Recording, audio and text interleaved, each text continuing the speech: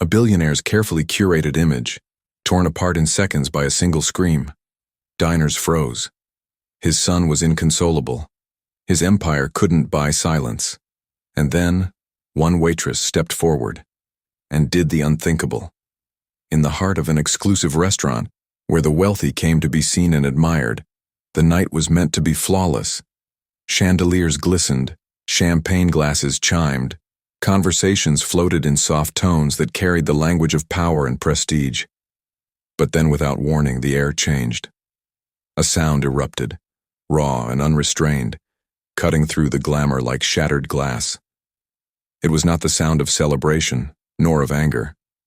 It was the anguished cry of a child, one that silenced every fork and every whispered word.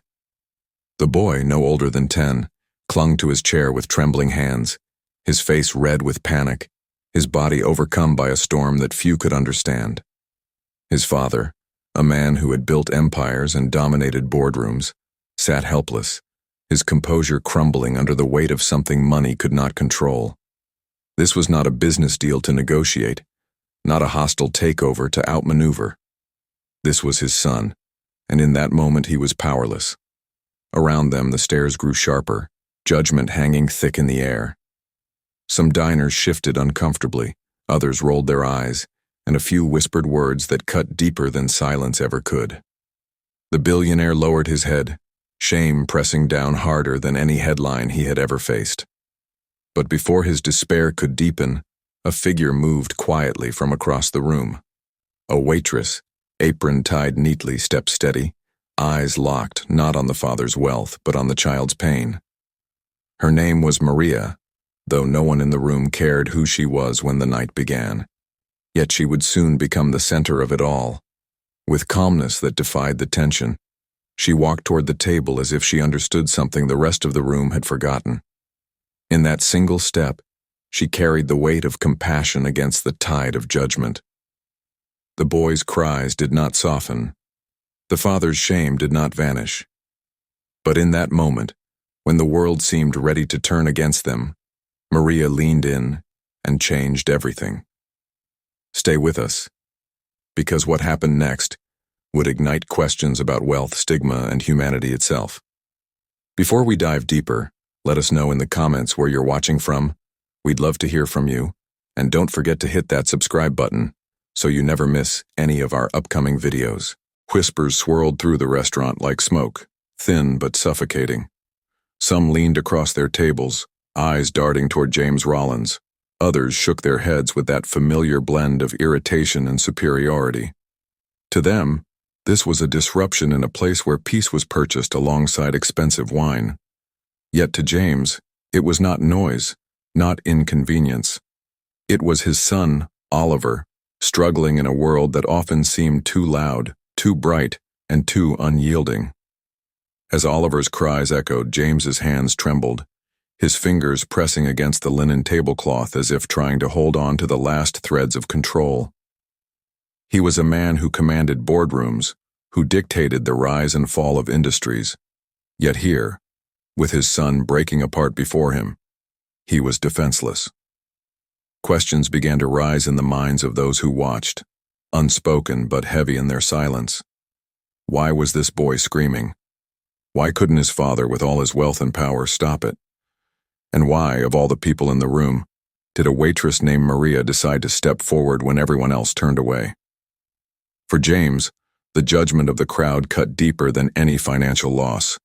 He had lived his life proving himself to investors, rivals, the press, and the world. But nothing had prepared him for proving himself as a father in a moment that stripped away every shield of wealth. His empire was vast, his reputation formidable, but Oliver's screams tore through that facade, exposing something raw and deeply human. Fear. Fear that he was failing his child. Fear that no amount of influence could fix what was unfolding before him. And then Maria moved closer.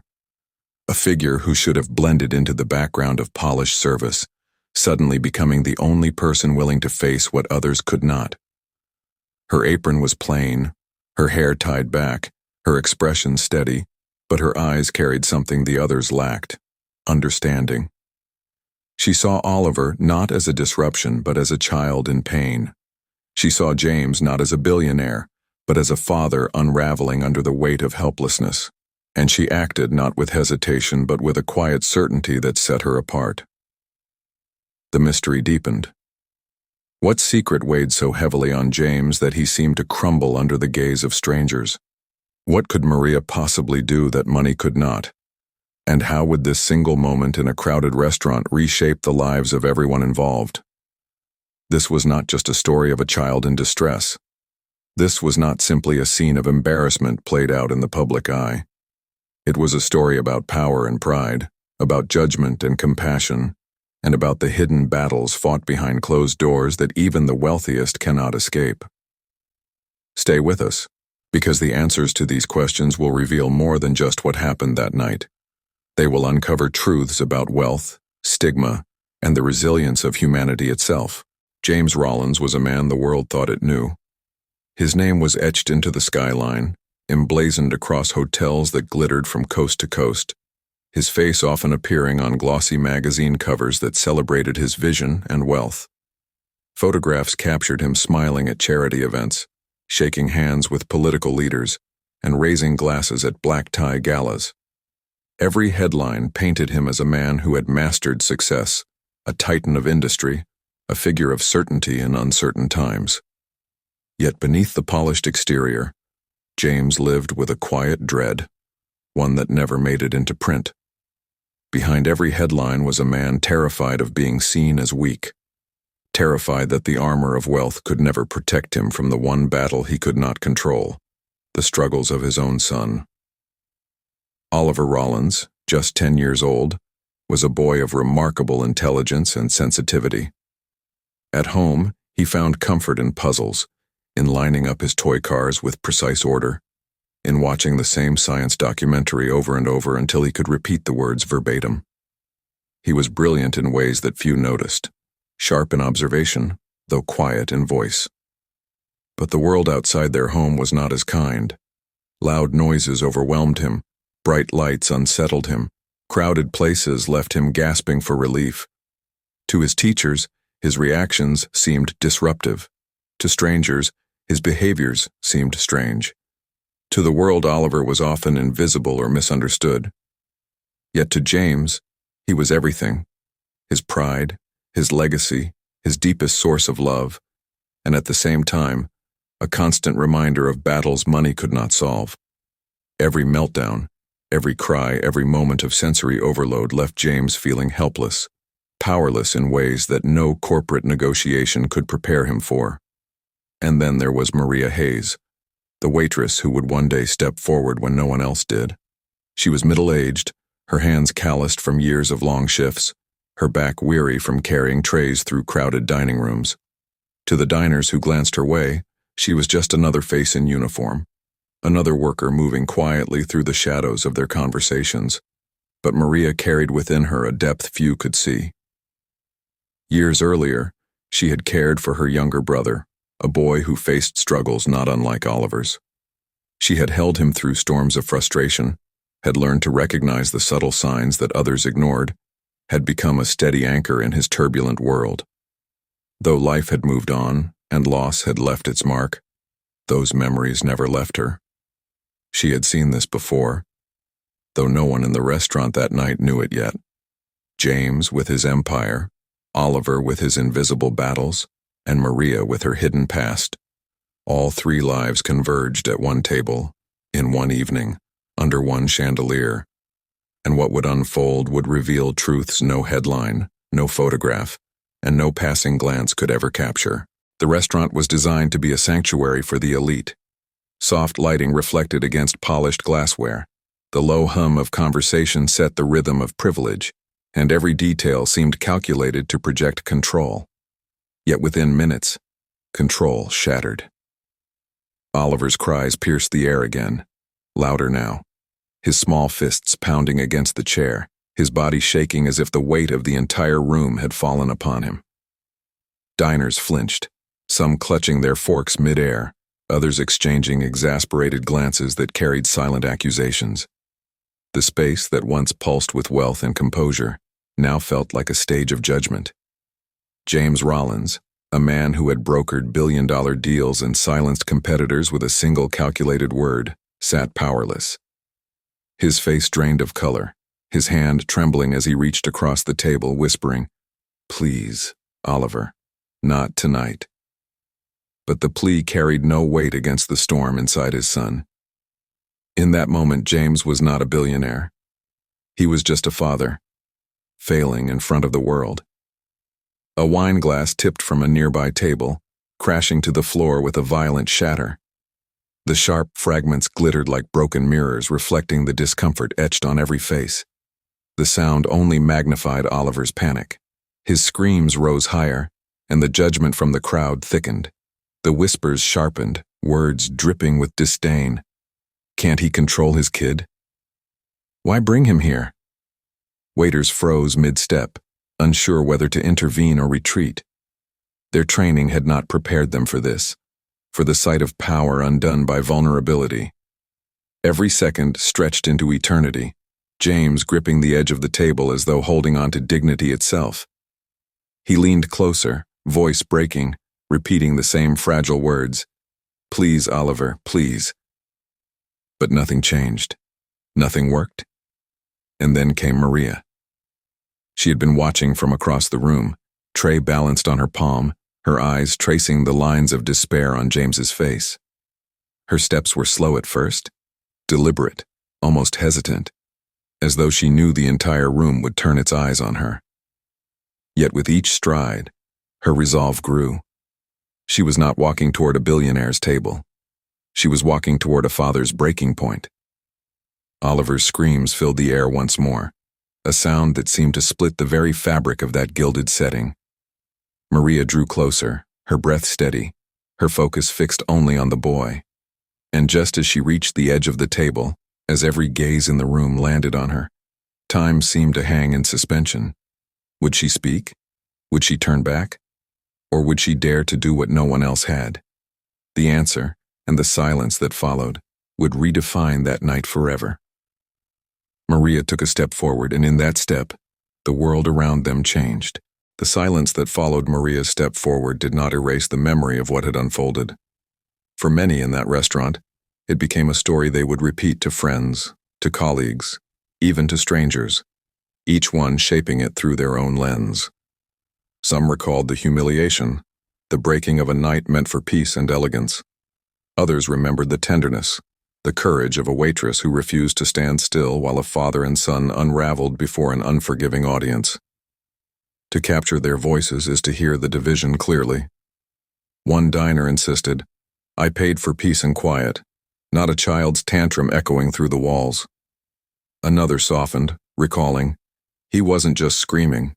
That boy was in pain, and you could see his father's heart breaking with him."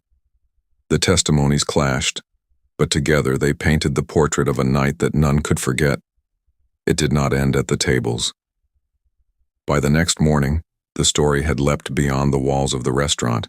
A headline scrawled across a tabloid, "Billionaire humiliated by screaming son." Others followed quickly, each one spinning the event into spectacle. "Wealth meets weakness," one read. Another, harsher still, "Money can't buy silence."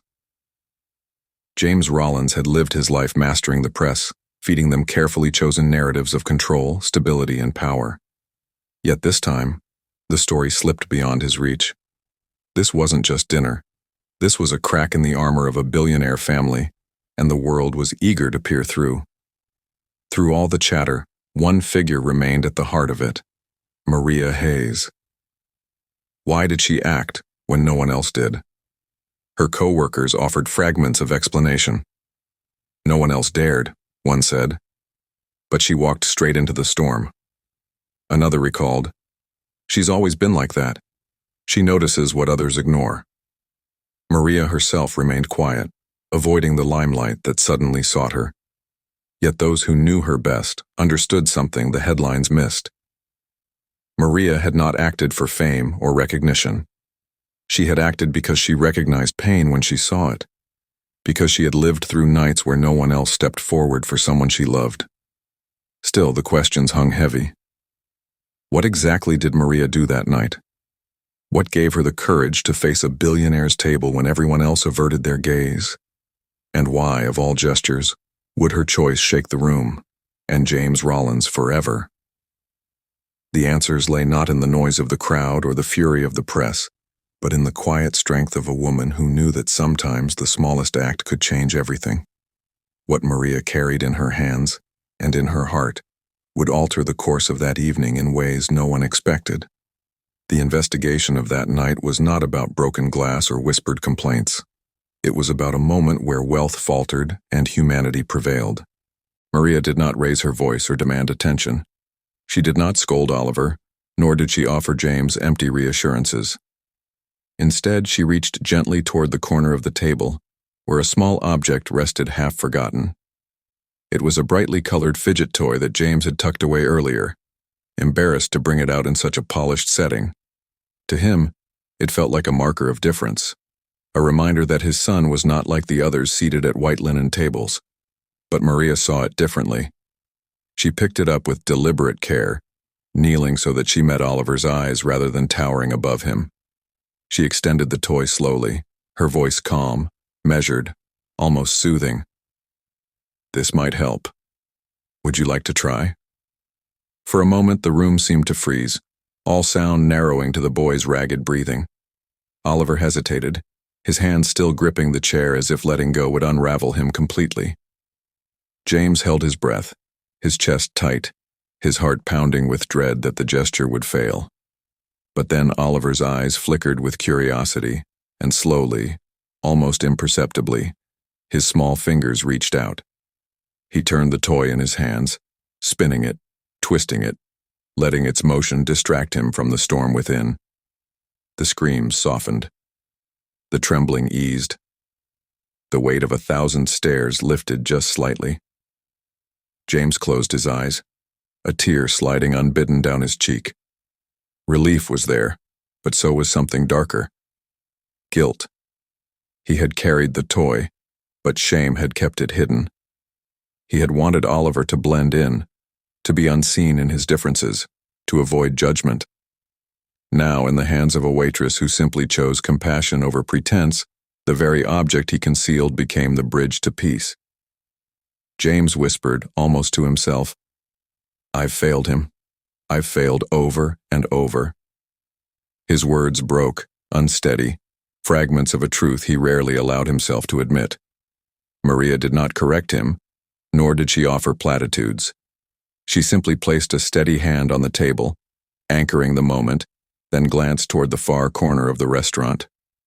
An aquarium stood there, its water illuminated by a soft blue glow, fish drifting in graceful silence. She leaned closer to James and murmured, "Sometimes a change of place helps. Let's take him there." Together, they rose. Oliver clutched the toy tightly, his sobs fading into uneven breaths, his small body leaning into the gentle pull of his father's hand. Step by step, they moved toward the aquarium, the room silent, every diner watching. When they reached the glass, Oliver's gaze locked on the flickering movement inside. His chest rose and fell with steadier rhythm, his shoulders unclenching as the fish moved in calming patterns. For the first time that night, peace found him.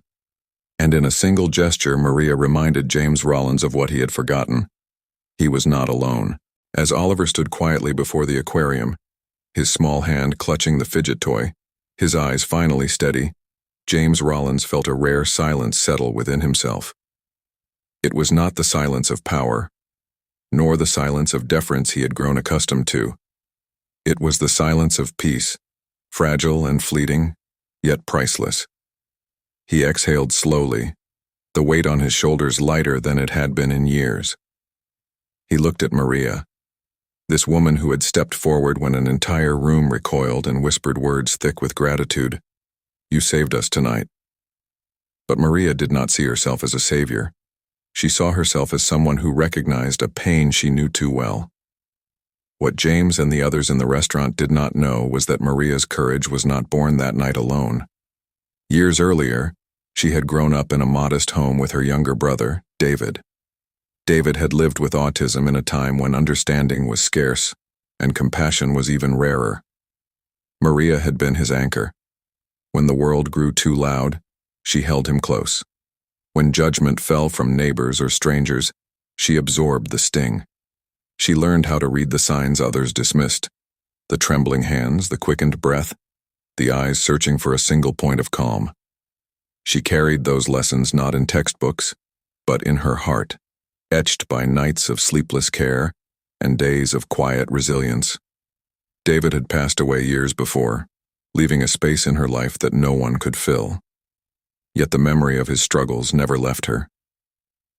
That night in the restaurant, when she saw Oliver's panic and James's despair, it was as though she had been transported back to those moments with her brother.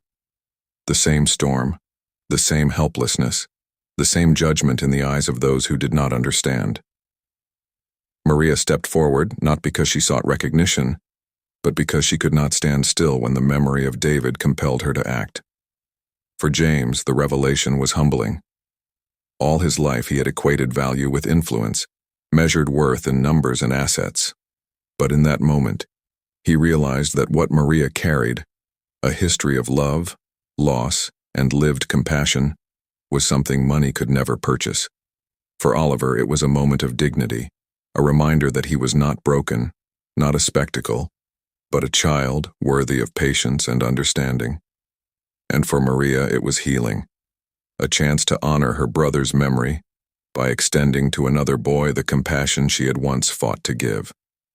What does it mean when compassion silences a room more than power ever could? And how many times do we judge when we could instead choose to understand? The answers did not come in headlines or in profit margins. They came in the quiet gestures of a waitress who chose to see a boy, not a disruption, a father, not a failure. And in that choice, everything changed. The night ended not with applause or recognition, but with something far more enduring: understanding. James Rollins guided Oliver out of the restaurant, his arm wrapped protectively around his son's small shoulders, while Maria returned quietly to her duties, blending once more into the background. Yet for everyone who had witnessed the scene, the memory of that moment lingered. Some carried away embarrassment, others carried judgment, but a few carried something that surprised even themselves: respect for the courage of a waitress who did what wealth and power could not. In a room where silence had been purchased by status, it was broken by a child's cry and healed by a simple act of compassion. Now, the question rests with you. Would you have stepped forward as Maria did, or would you have stayed silent, as so many others chose to do? It is easy to imagine ourselves as brave in hindsight, easy to believe that empathy would lead our steps. But when the weight of a room presses in and the stares of strangers grow sharp, many falter. Maria did not. And in that choice, she reminded us all that courage is not born of power, but of compassion. Tell us in the comments what you would have done. Your perspective matters, because in sharing, we uncover not just opinions but truths about who we are when tested. If this story struck you, if it stirred something in your heart, or made you reflect on the times you judged rather than understood, give this video a like. Your support ensures that stories like James's, Oliver's, and Maria's reach more people who may need to be reminded that kindness still has the power to change the narrative. And if you have not already, subscribe to this channel, because the next story we bring you will challenge everything you thought you knew about power, about love, and about humanity itself. We have seen a billionaire undone by his son's cry, a father who discovered the limits of wealth, a boy who found dignity in a single gesture, and a waitress who carried her own hidden past into an act that silenced a room.